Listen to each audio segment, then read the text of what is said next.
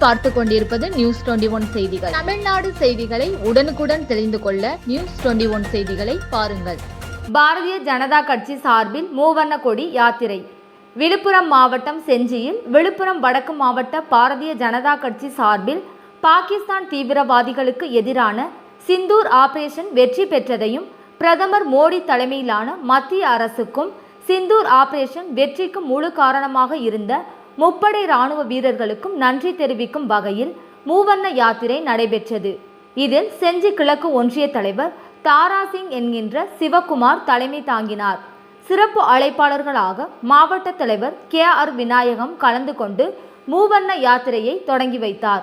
யாத்திரையானது செஞ்சி பேரூராட்சி குளக்கரையில் தொடங்கி காந்தி பஜார், 4 முனை சந்திப்பு, விழுப்புரம் சாலை, மீன் மார்க்கெட் வரை அனைவரும் மூவண்ண கொடியை ஏந்தி கோஷங்கள் எழுப்பி ஊர்வலமாக வந்து இராணுவ வீரர்களுக்கு நன்றி தெரிவித்தனர்.